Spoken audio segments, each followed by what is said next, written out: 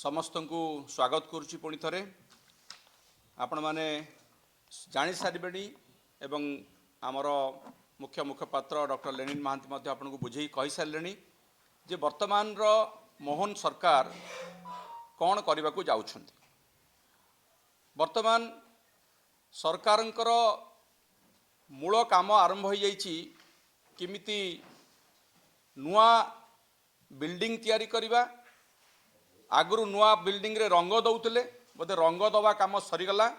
तेणु से नुआ कथा करने को जाकरी ओडिशार आर्थिक स्थिति को यही 1.5 वर्ष भितर से माने जो परिस्थिति पहुँचे से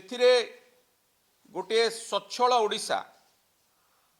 जो ओडिशा आर्थिक क्षेत्र रे नवीन बाबू समय रे सबुठारु श्रृंखलित राज्य रे परिणत होता एवं नीति आयोग ठू आरंभ कर सबु संस्थार प्रशंसा साउंटी तार आर्थिक श्रृंखला को बिगड़े सारला परे भुसुड़ाइबा कि गोटे प्रकार योजना करा जाउछि केमिति करा जाउछि मु आपनको गोटे गोटे करी बुझेइबी। आपण शुणिथिबे गोटे शब्द वर्तमान बहुत प्रचलित होउछि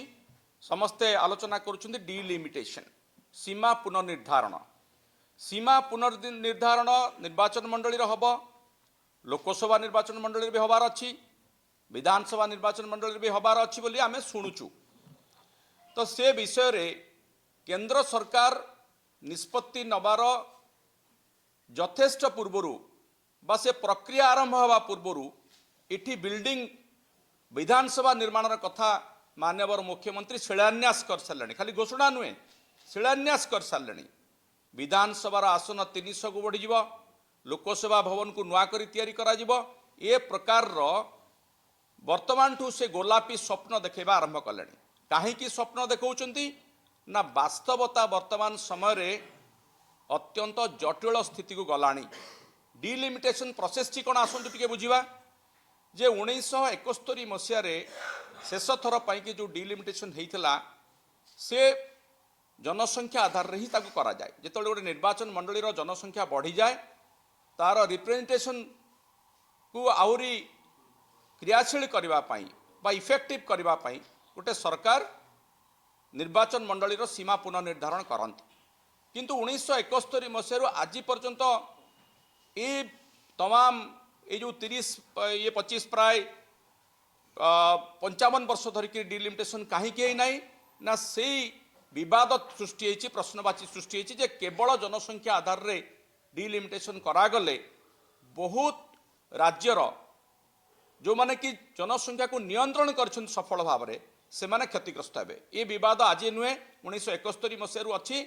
एवं विशेषकर दक्षिण भारतीय राज्य माने याकू विरोध करुछन जे ए क्राइटेरिया अनुसार निर्वाचन मंडली सीमा पुनर्निर्धारण करा उचित नुहे। से प्रसंग 2002 मसीह आसिला से विवाद सृष्टि है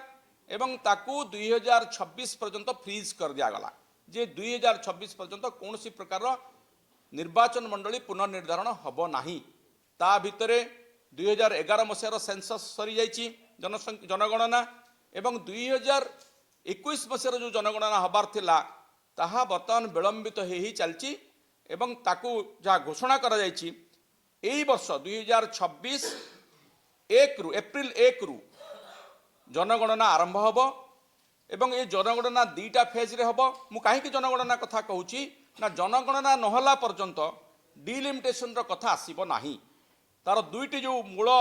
दिग रही गोटे जनगणना हम जनगणना आधार रे करा जिवो एवं भौगोलिक स्थिति अनुसार करा जिवो। तो प्रथम आमको जनगणना करने को पड़ो से जनगणना एप्रिल 1 रु जो फास्ट फेज रे हम से हाउस लिस्टिंग अनुसार हम आग हाउस लिस्टिंग हम हाउस सेंसस हम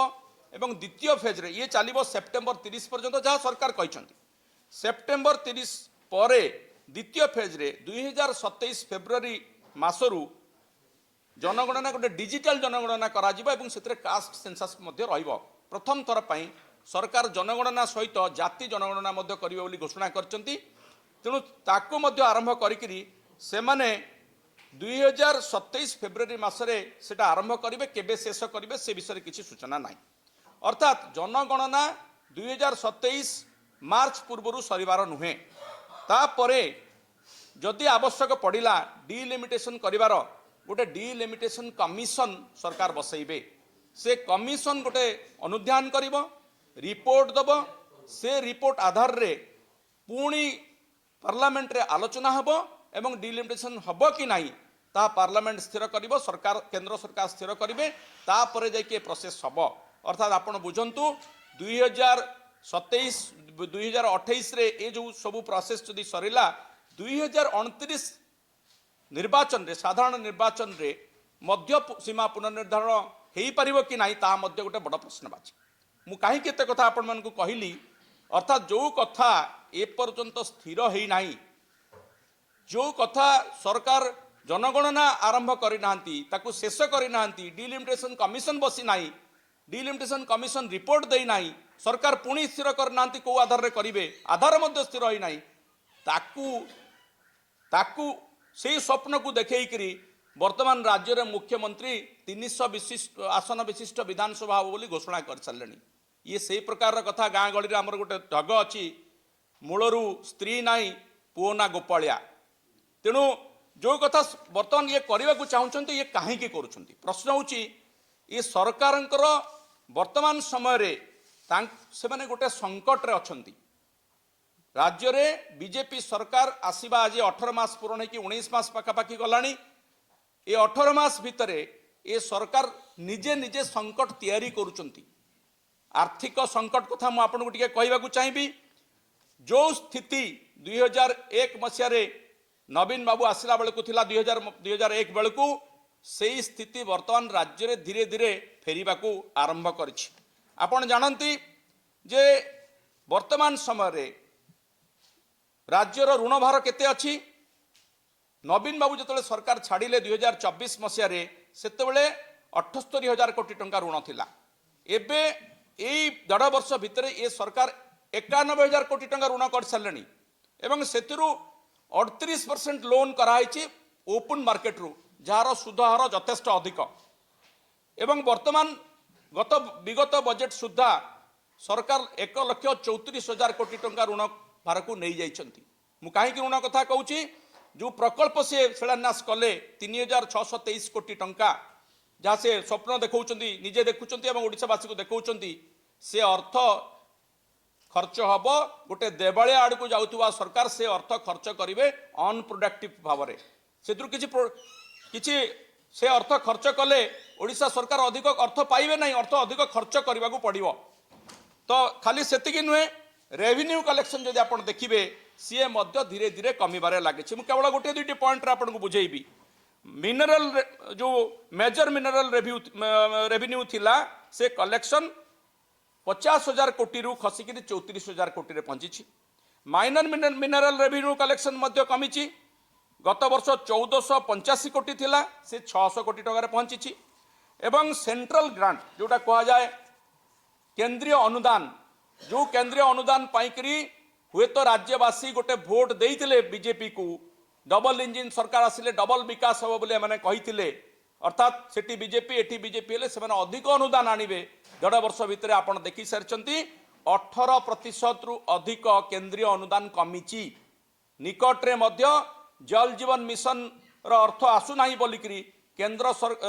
सरकार दौना बोली राज्यर कैबिनेट डिसीजन होची प्रथम थर पर आम देखिलु जे तार पैसा आमे वर्तमान राज्य सरकार बहन करेंगे सेठू जदि पैसा आसीबो परे भरणा करा जिवो अर्थात राज्य सरकार परोक्ष रे मानुचंती जे केंद्र रु अनुदान कमिची फिगर तो कहूँ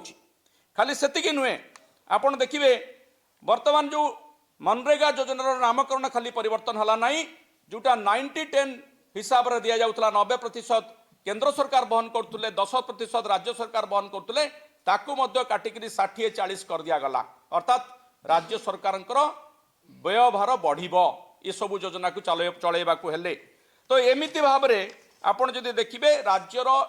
आर्थिक स्थिति जेतेबेले द्रुत गति दुर्बल होउची सेतेबेले राज्य सरकार तांकर व्ययभार बढ़ाइबा पई स्वप्न देखौचंती यदि भल काम स्वप्न देखई थांते भल भित्तिभूमि तैयारी करथांते प्रोडक्टिव भित्तिभूमि तैयारी करथांते ताले कथा अलगा मु आपनको गोटे उदाहरण दउची पूर्व सरकार समय रे 4,474 कोटी टंका एससीबी मेडिकल कॉलेज को एम्स प्लस प्रकल्प रे विश्वस्तरीय हॉस्पिटल परिणत करने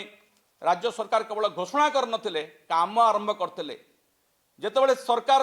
क्षमतारू गले नवीन सरकार से तार 30% काम सरी